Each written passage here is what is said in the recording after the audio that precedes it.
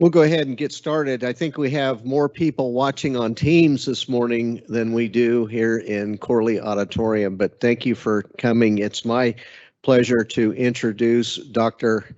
Becca Shriver live from the Czech Republic, where it's about 5 o'clock in the evening. Dr. Shriver is an assistant professor of history at Missouri Southern. She's spending the fall of 2022 researching and teaching in the Czech Republic. She was honored to receive a visiting position at our partner university in the Czech Republic, the University of Hradec Králové, where she's investigating 1920s Czech anti-war organizations while also teaching courses offered to both MSSU and UHK students. She teaches a wide variety of courses related to European history at Missouri Southern, including co-leading our Model United Nations Club and course. Additionally, since joining Missouri Southern in 2018, she's offered several courses with study abroad options, including this one for our students this fall, History 430, The Heart of Europe, Culture and Identity in Bohemia. So please give Dr. Shriver a round of applause to show her how appreciated she is in the Czech Republic. Yeah, well, first, thank you all so much for joining me this morning or evening, depending on where you are in the world. It's so good to be speaking with you all today. Again, for those who don't know me, I'm assistant professor of European history, specializing on modern Europe at Missouri Southern. And I've been there since 2018. And one of the reasons why I accepted the position at Missouri Southern, and I'm so proud to be a member of this university, is our international mission. So I was particularly honored to be working in Czechia this semester with our partner institution, the University of Hradec Králové. It's been an incredible opportunity and journey, and I'm excited to share a little bit about it with everyone there. So first, I just want to give you a overview of what I'm going to be talking about today. So first, I'll start out with talking about our university's partnership and the position that I was able to obtain here. So why I'm here and how I got here. Then I will share a little bit about everyday life here, some of the things that have stood out to me that I think people there will find interesting.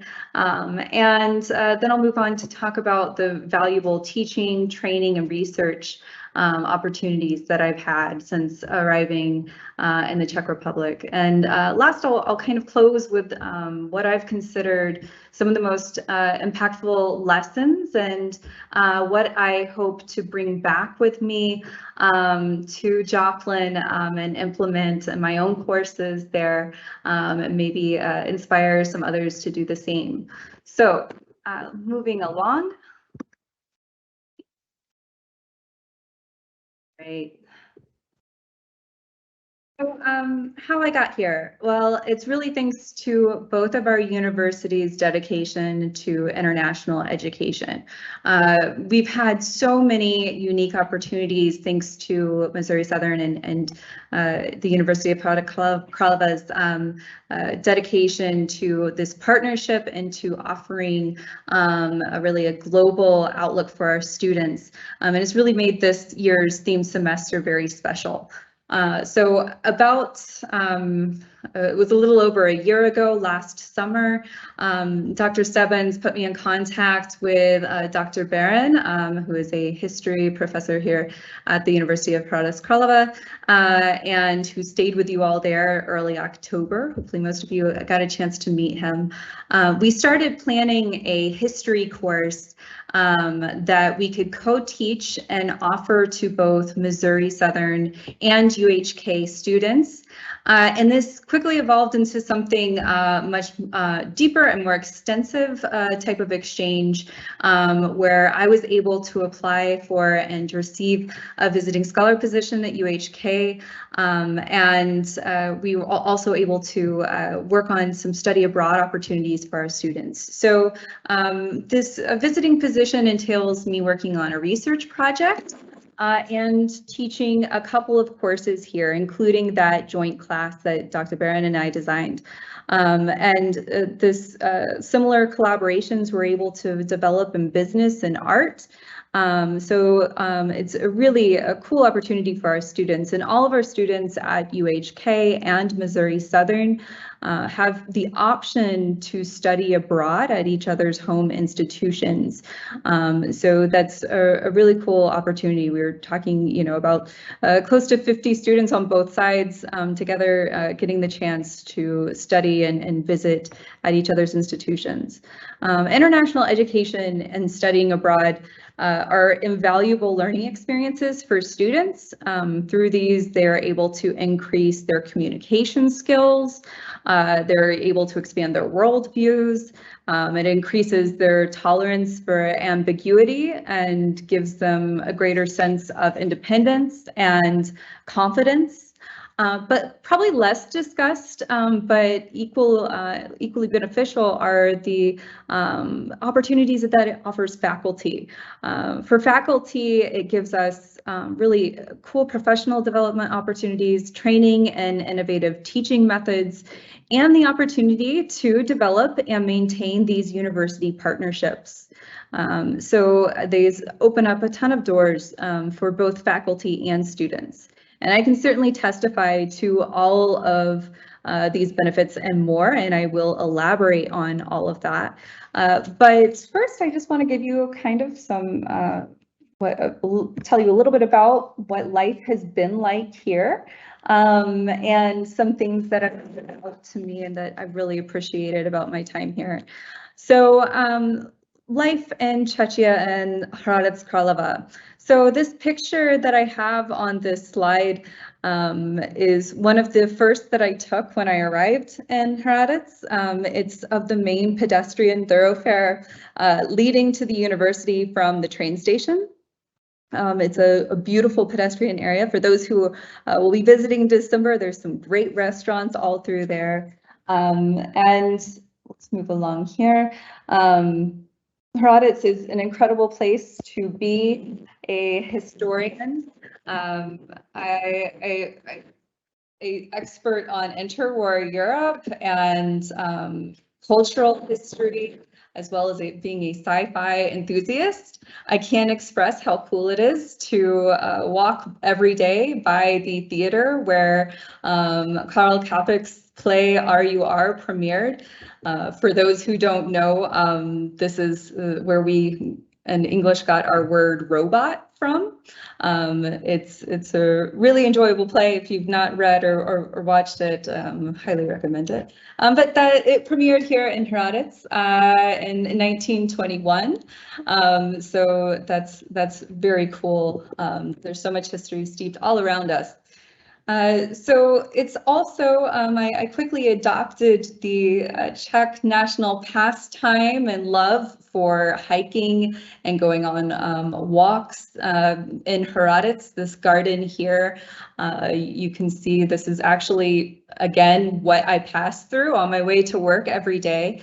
So beautiful gardens, and also not too far on the weekends. You can take a short train ride out to some incredible national parks.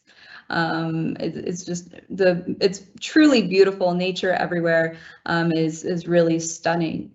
So I quickly assimilated to the physical culture being in Czechia. However, more challenging has been studying the Czech language. So I started studying Czech in the summer of 2021. I used language learning apps and computer programs and a beginner textbook, but not until I got here and enrolled in a Czech for Academics course. did I really begin to understand the complexity of the language, particularly grammatically. So I love learning languages, and I have thoroughly enjoyed and appreciated learning Czech. For those who don't know, Czech is a Slavic language. I had only studied Latin and Germanic-based languages in the past, so learning a Slavic language, and particularly the grammatical rules that go along with that, has been a challenge, but it's something I'm still very much working on and will continue to work on. So for context, to kind of get an idea of the complexity for English, native English learners, the State Department has a lot of interesting information about different foreign languages, including how many classroom hours it takes for English speakers to learn or become intermediately or moderately proficient in another language. Most Latin and Germanic-based languages take native English speakers about 575 to 600 classroom hours to reach that intermediate level. So languages like Spanish, French, German, Dutch, all of those, about 575 to 600 classroom hours.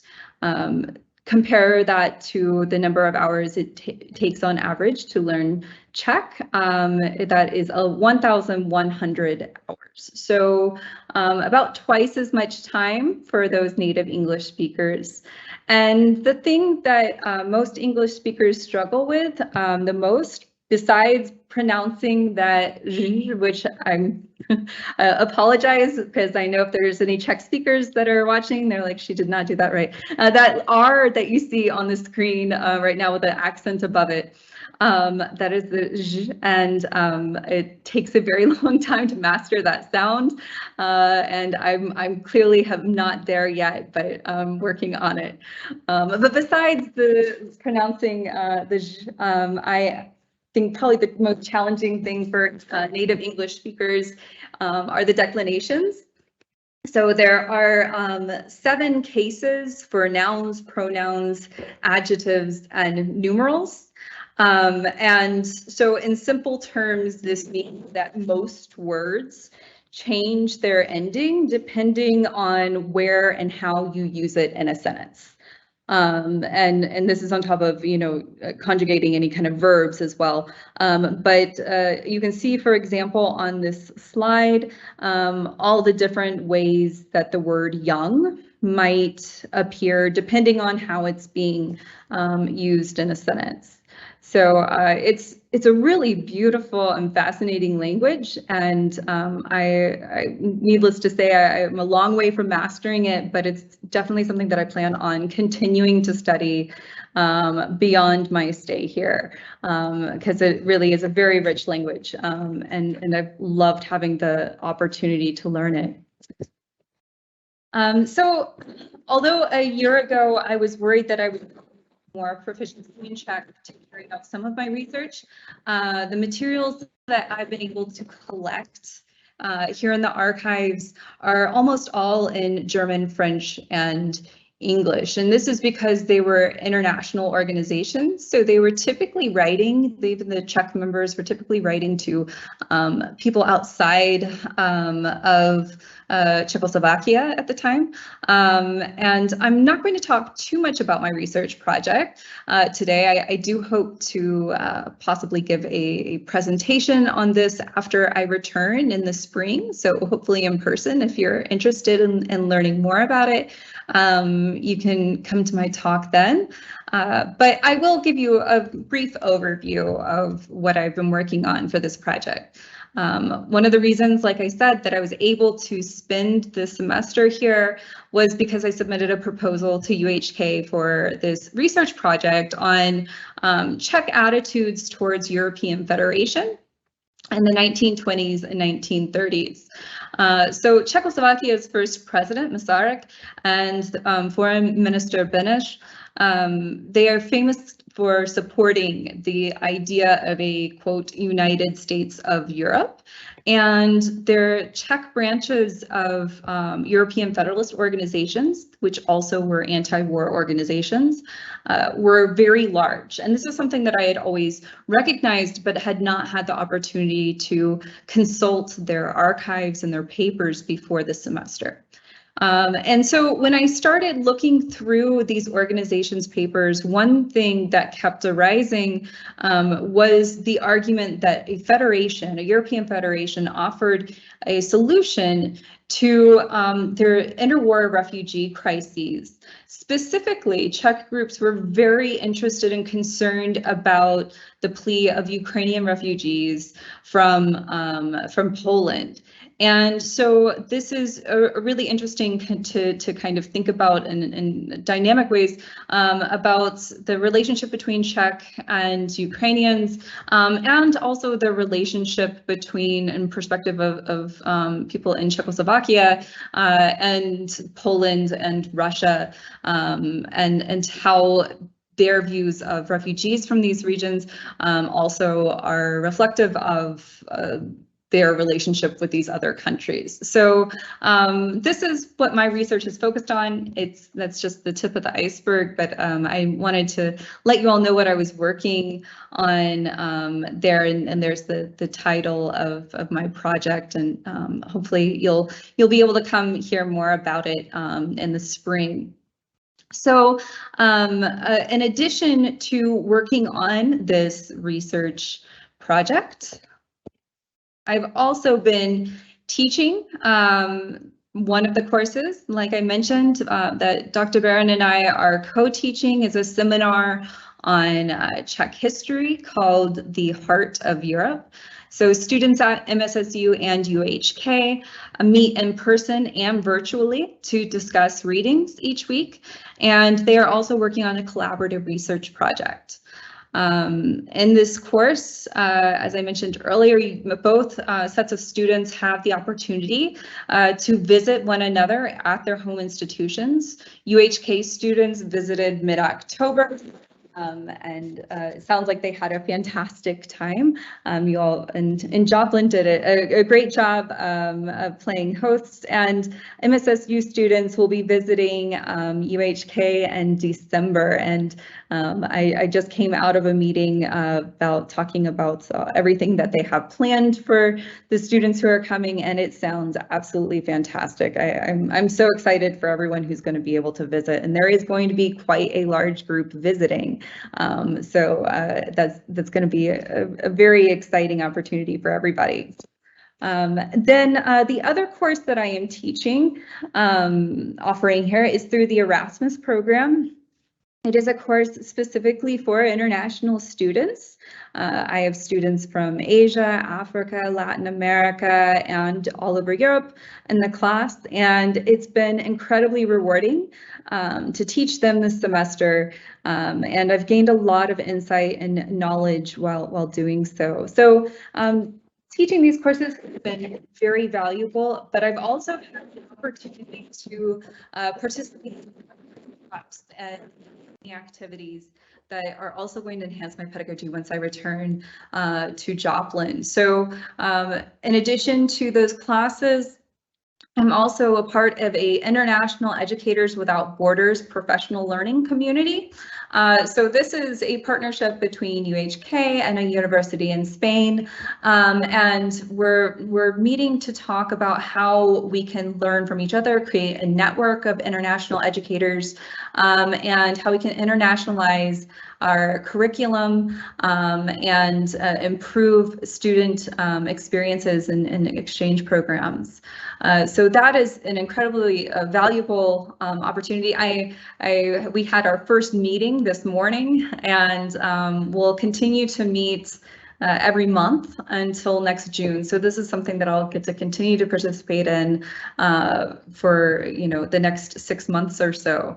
So that's been great. The next thing I want to just mention is that next week I'll be traveling with some of my UHK colleagues to one of their other partner universities in Poznan, Poland. to participate in a workshop on enhancing quality teaching of humanities and social sciences in higher education. So I am so thankful to be able to participate in that as well and take what I learned back to the classroom at Missouri Southern.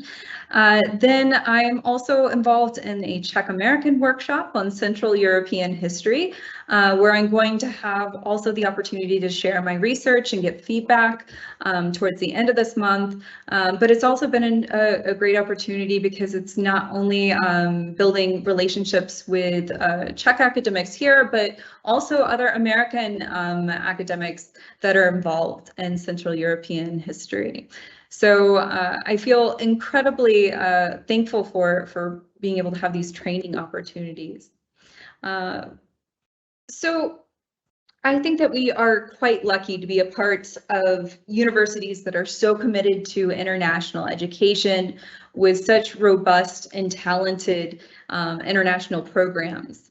And what I'm going to focus on for the rest of my time today is how we as domestic faculty and students and staff can really embrace the opportunities provided to us by these international offices and maximize the positive impact of international exchange and the opportunities there.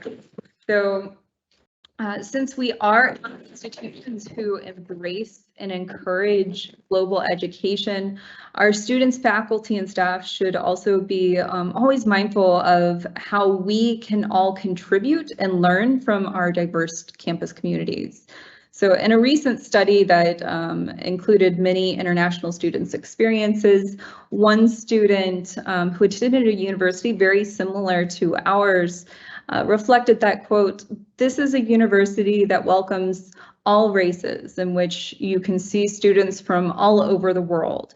But then they continue stressing the importance that the university must have teachers and students capable of exiting their own world in order to see all of the benefits that our diverse campus communities offer. So we shouldn't just expect exchange students necessarily to assimilate to our expectations and our way of life, but rather to experience the full benefits of our international campus. That we should step outside of our own worlds and see and understand and learn from people who have other rich and unique backgrounds. So my time teaching abroad and learning from my international colleagues and students, experiencing the wide variety of ways that university systems and campus cultures can differ, has given me a lot of insight on this and sparked my desire to research the rich literature on international student experiences and how to make those as rewarding as possible for everyone involved. And that means not just for the students who are visiting or part of exchange programs, but also for the faculty, for the domestic students, and even for the staff on our campus communities. So there are several things that stand out to me that I will certainly be more mindful of in the future. When I think about international students in my courses, one thing that was I think was not quite cognizant of, or at least not immediately so, is how unique American teaching models and workload is compared to most other universities in the world. The fact that we oftentimes will have constant regular assignments, meaning like weekly assignments, things due, even multiple times a week. That regular evaluation and assessment is not normal in most of the world. It's quite unusual, including here in Czechia, but elsewhere as well. This is so when you think about this from an international student's perspective, you know, coming to a university where you're expected to turn something in every week, that is really going to be a huge shock and change, and being able to be flexible and work with students who maybe are just not used to having to turn something in quite so frequently. Instead, here it's much more common for students to learn the material over the span of a semester, and then at the end of the semester take an exam that measures what they learned. And really that final exam is the majority of their grade in the course. So being cognizant of that, that's just not the way that we do things, particularly at Missouri Southern, is not particularly common. So I think also being more, sensitive and realizing that expectations and student learning outcomes are different depending on, where someone has come from. So in the US, and particularly at Missouri Southern, we focus a lot on application and critical analysis, but that's not always the case. I know in my own courses, I'm always wanting to have students discuss, and I want to hear their ideas, and I want them to interact.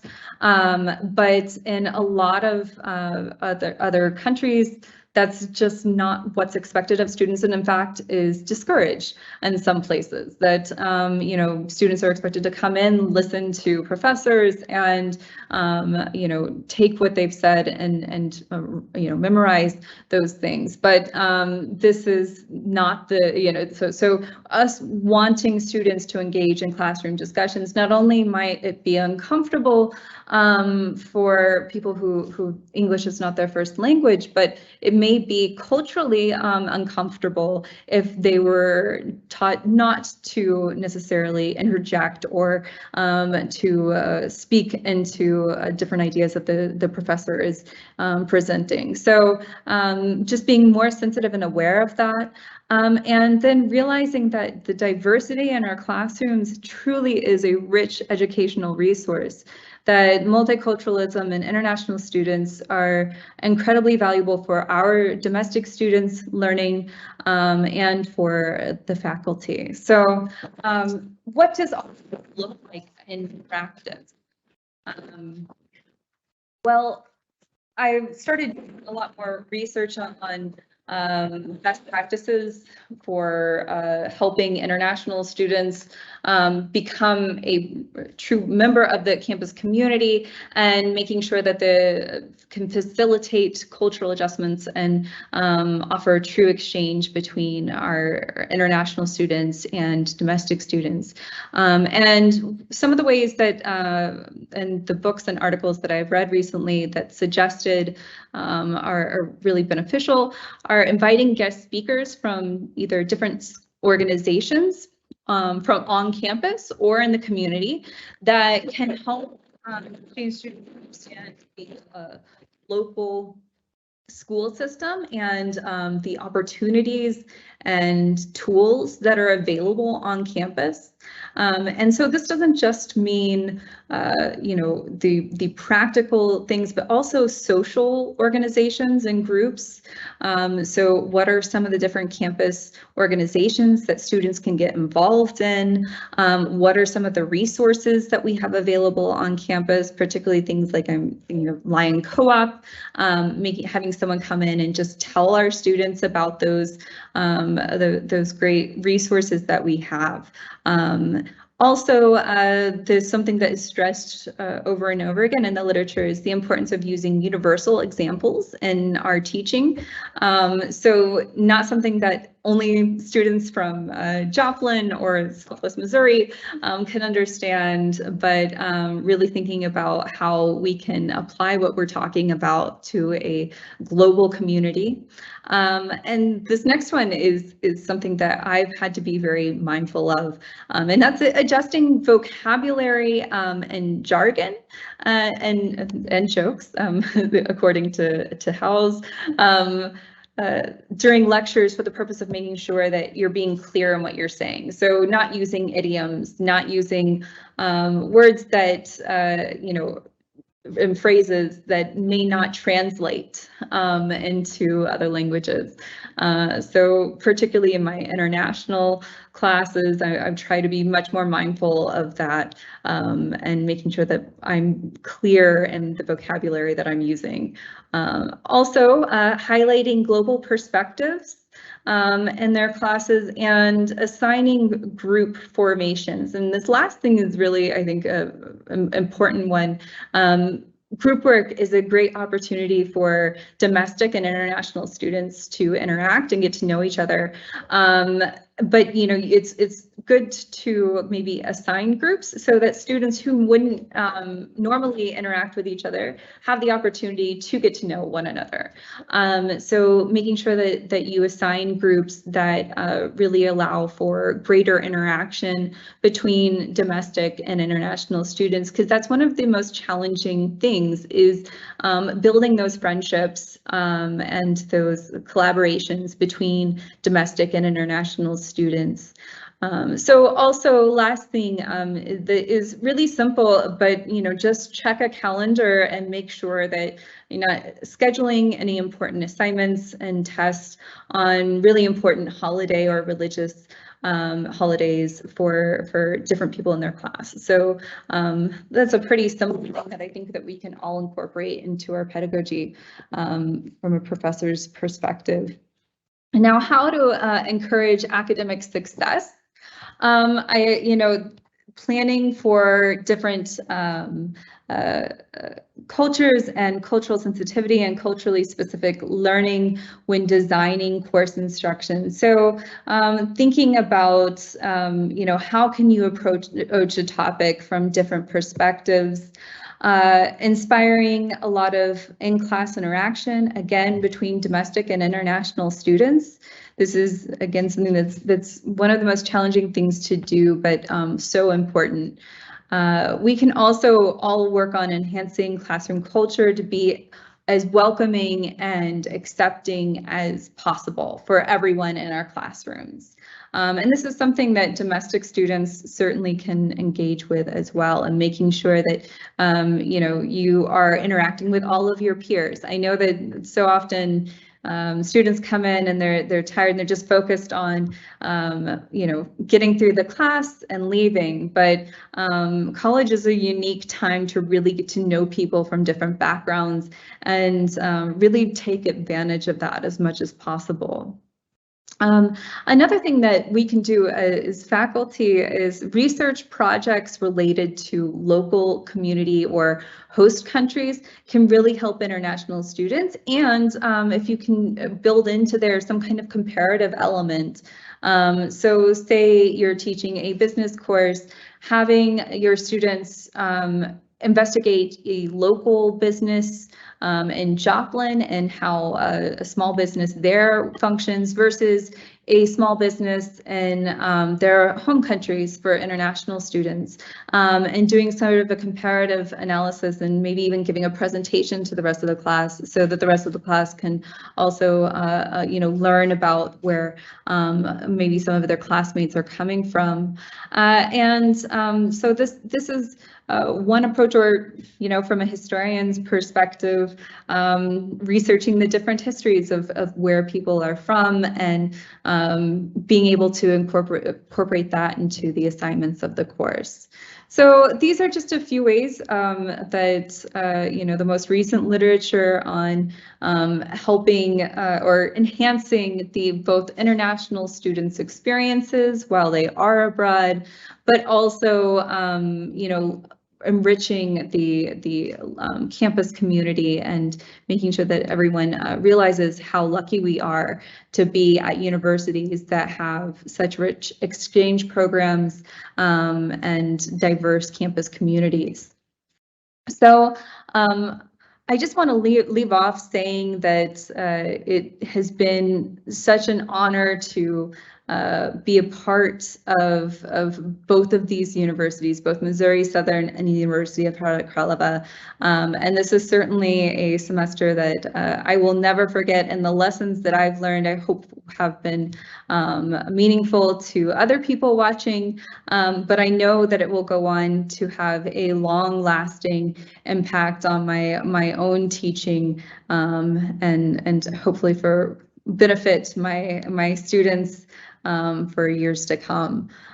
So I know I'm finishing a little bit early, but I thought there might be some questions. Please feel free to ask anything about my experience here, or if you're going to be joining us in December, if there's anything you would like to know.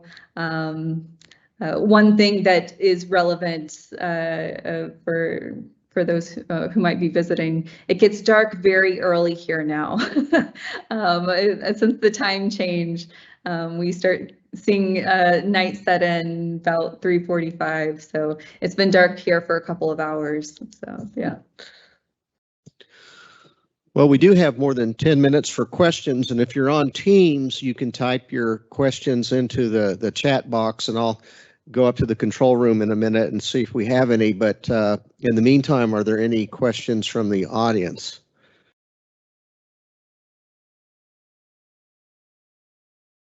How many Czech semester events have you attended, sir?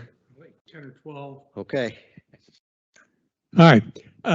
My family is from, maybe a 45-minute drive due west of where you're at right now. It's a small village, a total of 19 houses. Wow. And what I'm interested in is the effect of World War I on your research. The village where they're from, there's 19 houses, okay? And the graveyard outside of the village has the names of 10 men from that village. So you can imagine the impact of the war. And I'm sure you've traveled around in the Czech Republic, and on the city squares everywhere, there's memorials with dozens and dozens of names. You know, it's amazing how many men they lost in the First World War. Has that had a big effect on the anti-war movement, or were there other motivations? Oh, absolutely. Am I making sense? Oh, yes. Yes, 100%. And that was really probably one of the prime motivators of these groups, is they could not imagine living through another war like that. And their fear was that with really strong nationalist countries, aggressively nationalist countries, that another war would be inevitable.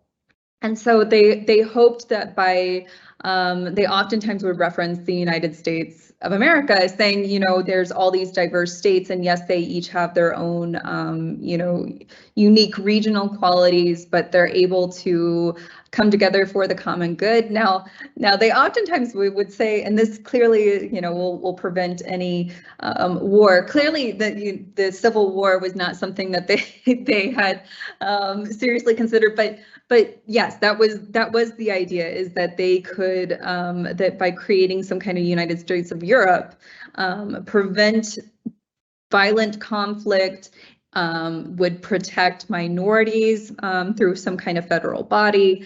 And yeah, a lot of veterans were members of these groups.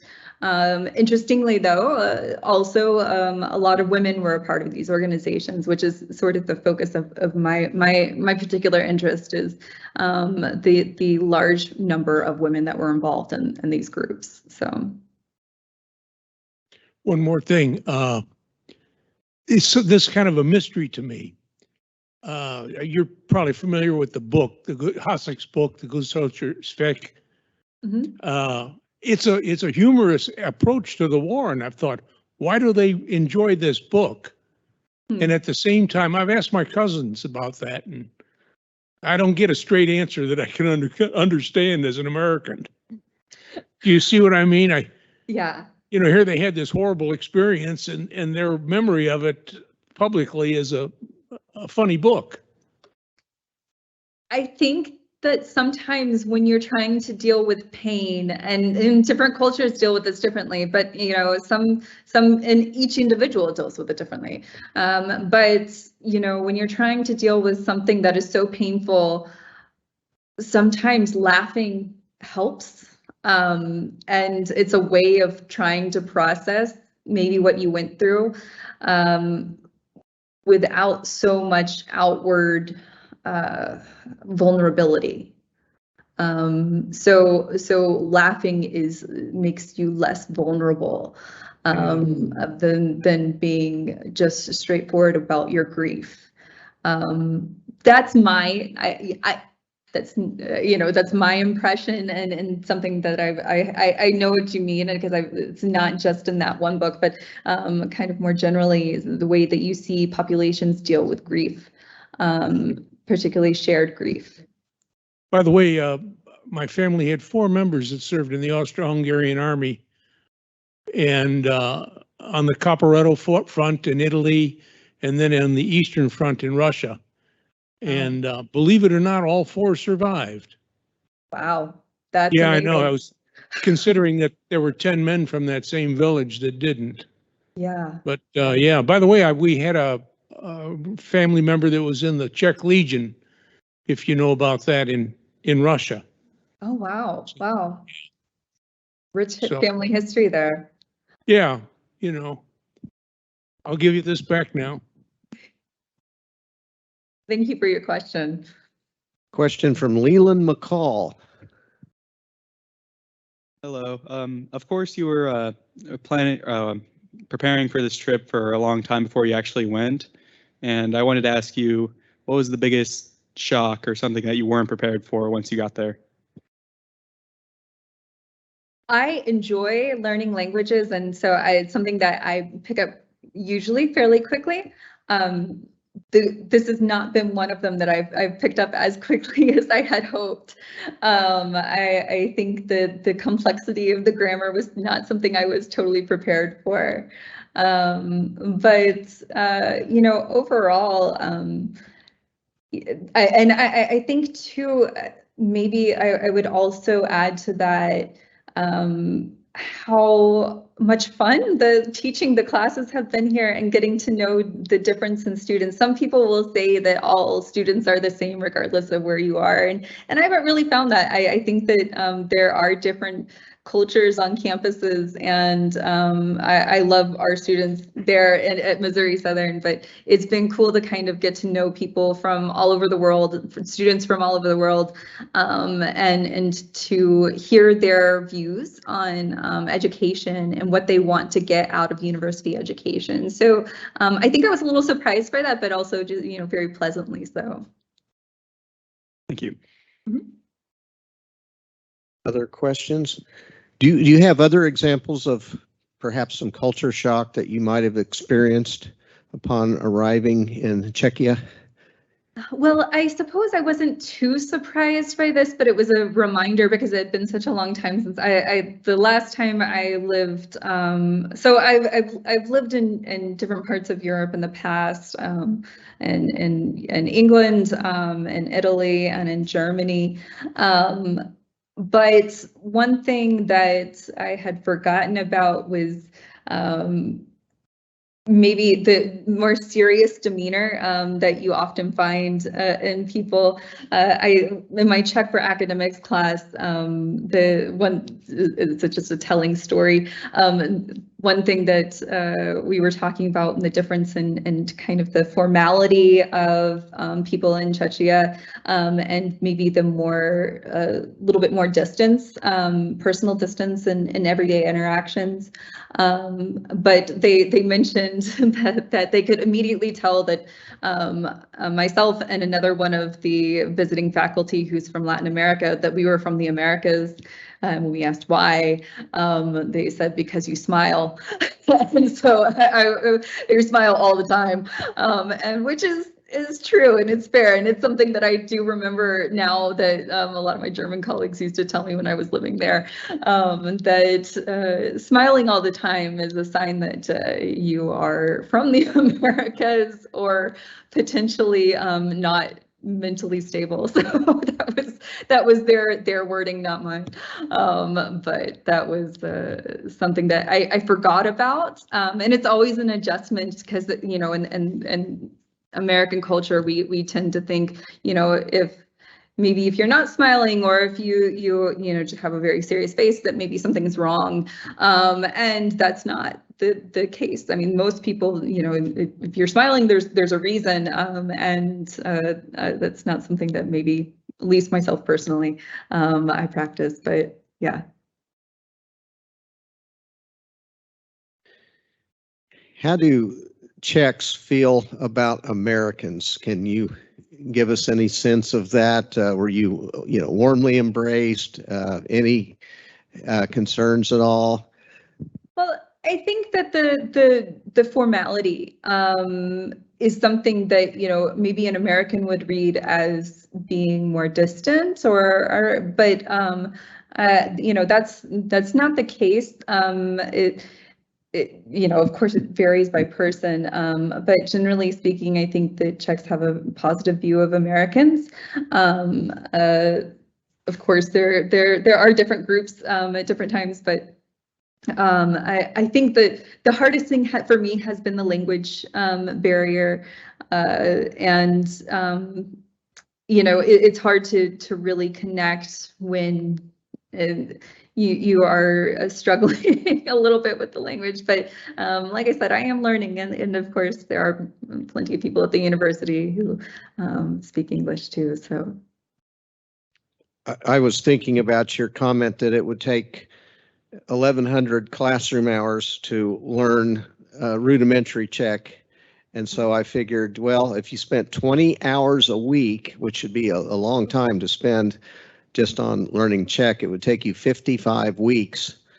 And so that's just staggering to me. I'm not sure I would have the dedication or commitment to do that on my own if I didn't have to, because certainly, would you say half the Czechs speak relatively good English?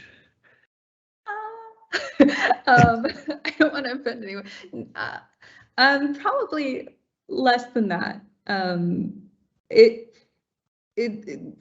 the university campus, there's a decent number who will speak English, but out and about in the towns, it depends on where you are. In Hradec Králové, I've not encountered many people off the university campus who spoke English. So it's been a bit of a deep dive, and I feel like I have learned so much. And I'm really proud of myself whenever I leave a shop and I've been able to communicate entirely in Czech, or leave a hotel and I've been able to get out of there and have actually a conversation. Yeah, in places like Prague and the touristy parts, trying to speak Czech will be deeply appreciated, but you will find more people who do speak English in the shops and such. Okay. Any final questions for Dr. Shriver? Okay, well, I know it's Friday evening. It's 5 o'clock somewhere, 5 o'clock in the Czech Republic, going on 6. So thank you for taking the time away from your research and learning Czech to join us today. And some of us will be seeing you in about 3 weeks in Prague and Hradec Králové. And so enjoy your weekend, Dr. Shriver. Thank you so much. This has been great. And I can't wait to welcome you all here and show you everything that I've learned and everything. So yeah, thank you. Goodbye. Bye-bye.